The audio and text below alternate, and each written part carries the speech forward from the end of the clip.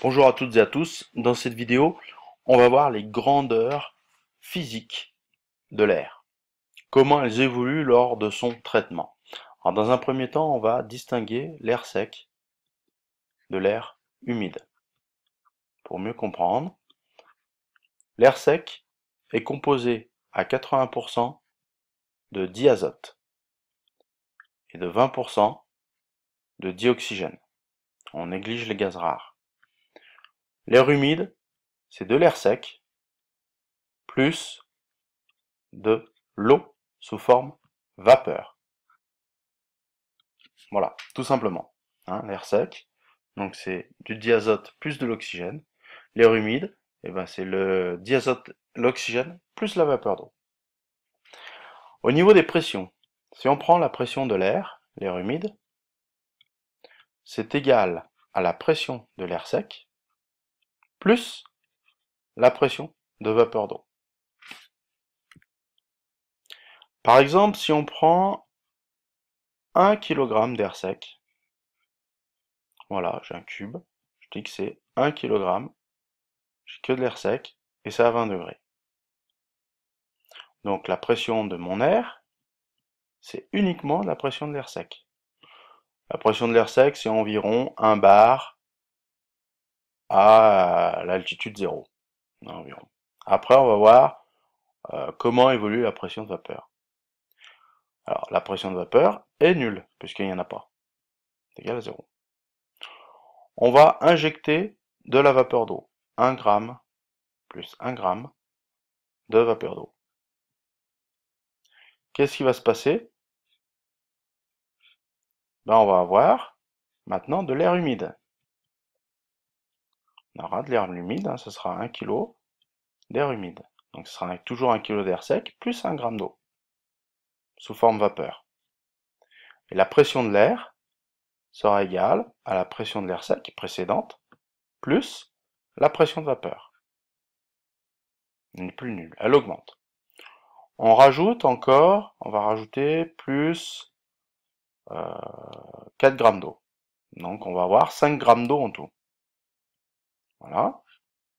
Donc on dessine, donc on a toujours 1 kg d'air sec, pardon, plus 5 g d'eau, sous forme vapeur. Là, la pression de vapeur a encore augmenté. On s'aperçoit que si la quantité d'eau dépasse les 13,5 grammes, si on met plus de 13,5 grammes, on va voir apparaître de l'eau sous forme liquide, condensation. C'est-à-dire qu'on aura atteint la saturation. L'air est saturé en eau, on aura 100% d'humidité. L'air ne peut plus stocker d'eau supplémentaire sous forme vapeur. Toute introduction de vapeur d'eau se condense immédiatement. Donc ça, on peut le lire sur la courbe de saturation. Alors, la courbe de saturation, elle va nous permettre de connaître l'état de notre fluide en fonction de la température et de la pression.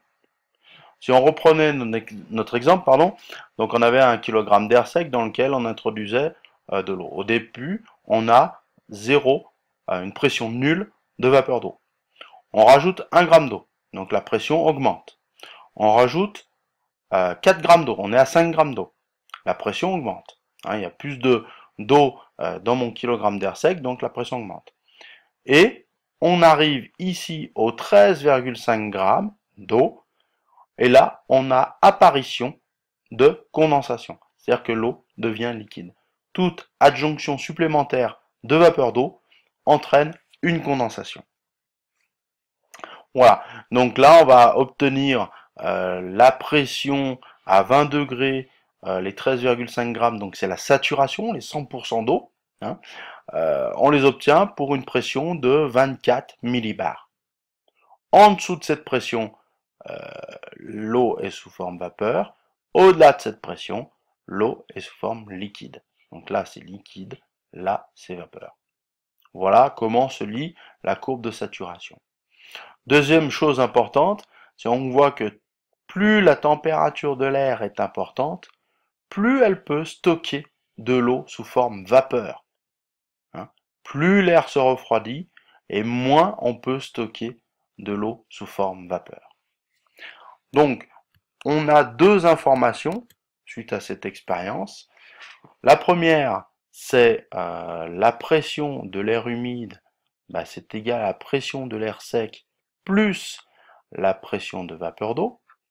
On l'a vu, la pression de l'air sec, c'était d'environ 1 bar.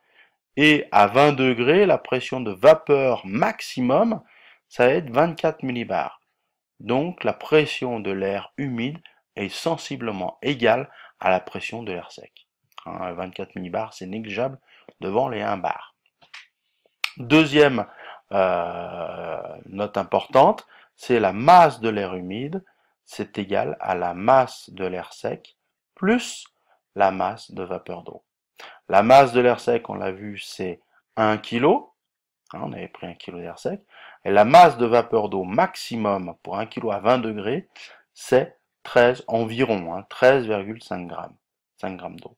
Donc la masse de l'air humide est sensiblement identique à la masse de l'air sec. Donc la quantité d'eau qu'on a rajoutée au fur et à mesure, c'est ce qu'on appelle l'humidité spécifique. Humidité spécifique. Et son unité, c'est en général des grammes d'eau par kilogramme d'air sec. Il y a une deuxième notion qui est importante au niveau de l'humidité de l'air, c'est ce qu'on appelle souvent, plus commun, c'est l'humidité relative, qui est exprimée en pourcentage relative. En fait, c'est la quantité d'eau qui est présente dans l'air humide par rapport au maximum de saturation, par rapport à la saturation. Donc nous, dans 20 degrés, la quantité d'eau de saturation, c'est 13,5 grammes. Et bien si, par exemple, on a une quantité d'eau de 5 grammes, et ben on aura une humidité relative de 5 divisé par 13,5. Donc ça, c'est égal, je prends la calculatrice, 5 divisé par 13,5 égale 37%. Voilà, ça veut dire que je suis à 37% d'humidité relative. Ça, c'est ce qu'on voit sur les stations. Si j'ai 13,5 grammes, eh ben, ça me fait 100%. La saturation. L'air ne peut plus stocker de l'eau sous forme vapeur. Tout se condense. Voilà, donc deux grandeurs physiques importantes sur le traitement d'air, l'humidité spécifique et l'humidité relative. Si vous avez des questions par rapport à cette vidéo, n'hésitez pas, sinon bonne